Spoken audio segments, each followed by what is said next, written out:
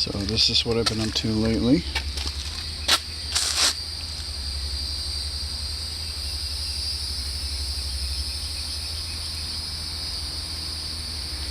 I put my vapor barrier behind the vapor barrier of the other one. And I put my drip edge. And I ran out of drip edge. So I guess I didn't measure correctly.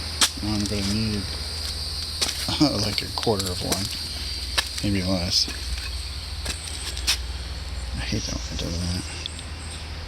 Oh well, I'll just figure out a way to straighten that. I don't know if you're supposed to put it over or under. But everybody says you're supposed to caulk right there. Put caulking. There's one right there. I did that one perfect. The only mess up that I messed up on was right here. It's hilarious. It was really hot and I was like really dizzy that day.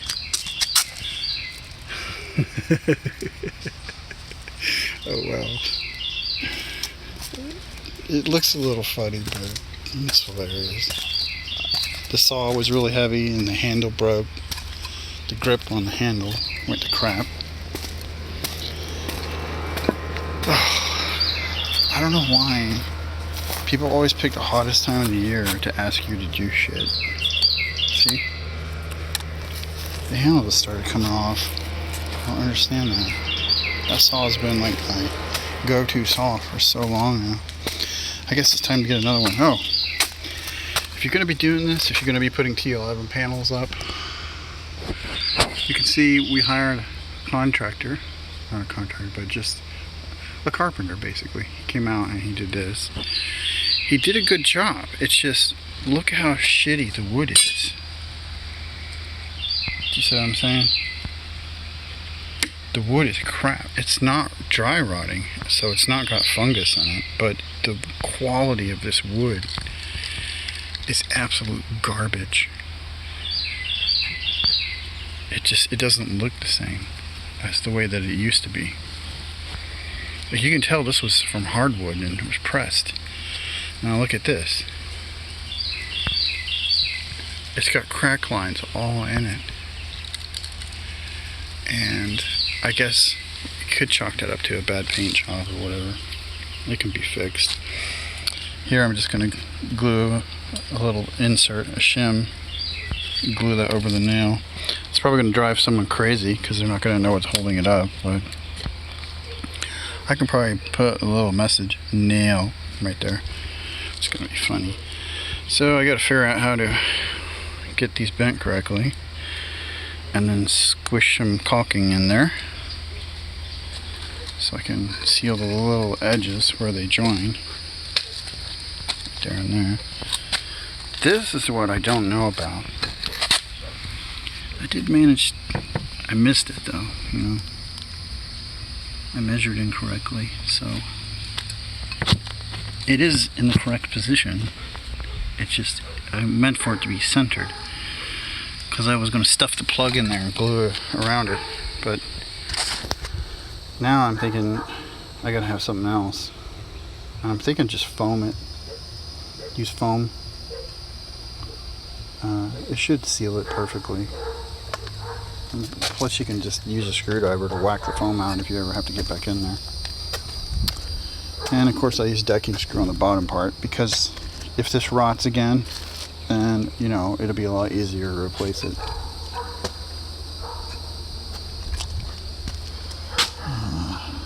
This bothers me.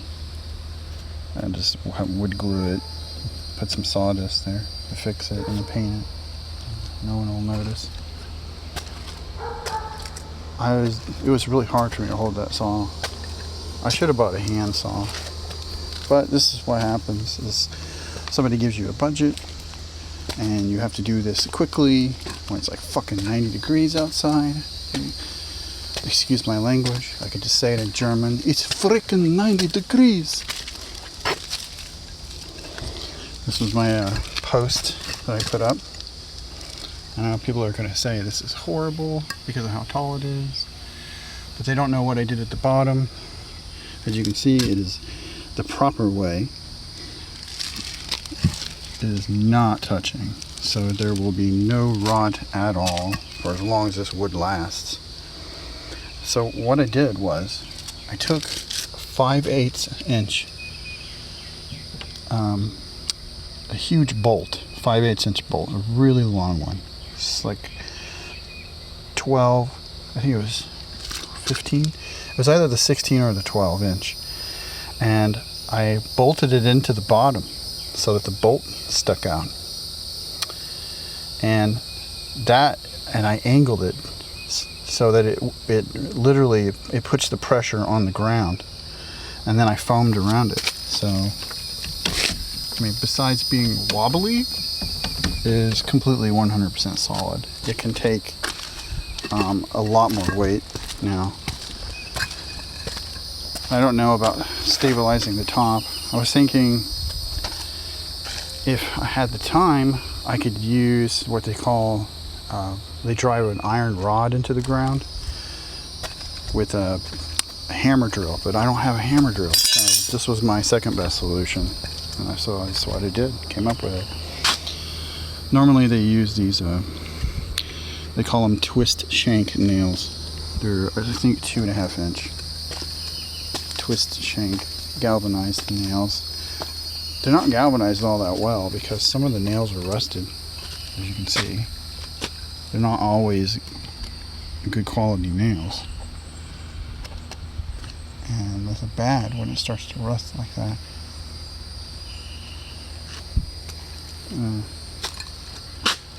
Ooh, that's weird.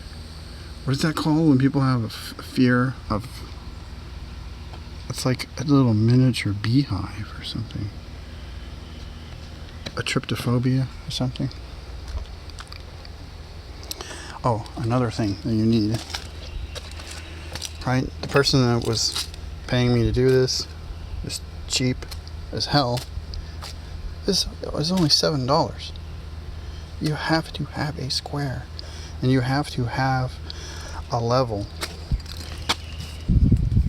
They call this a framing square. It doesn't have to be this brand. But I recommend you get one that shows inches on it. I wonder why it's not focusing. Huh. That's weird. Anyway, yeah. So it has inches on.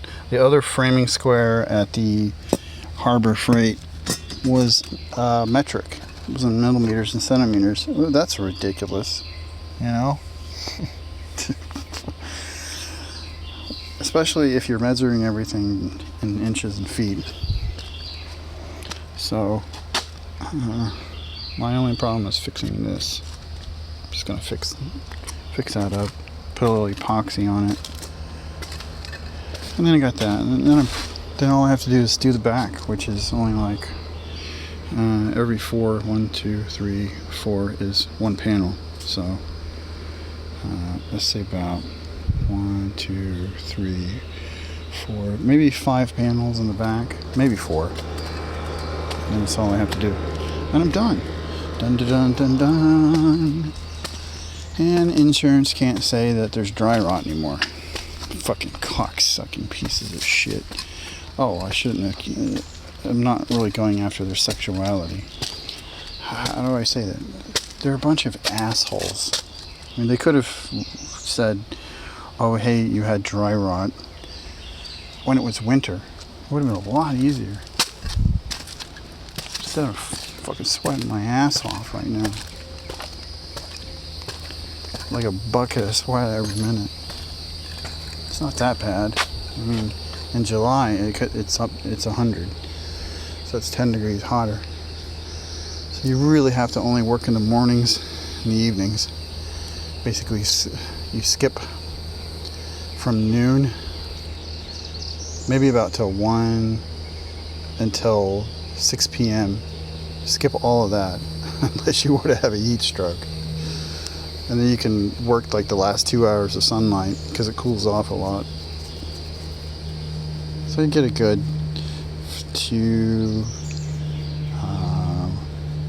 so you start about 6, 7, 8, 9, 10, 11, 12. Yeah, you get at least 8 hours a day out of it. As long as you do it right. When I was younger, people would make you come out and do 8 to 5. And it was scorcher. I was journeyman, electrician, mechanic, cashier, manager, jack of all trades, master of none. But actually, I mastered every trade that I was ever in. I just don't like people. I really don't. I wish I had a job where you could tell people to go fuck themselves. That would be like the ultimate job, right? Like a hotline where people need to be abused and they call you up and you verbally abuse them. That's too bad. Who said I didn't have a sense of humor?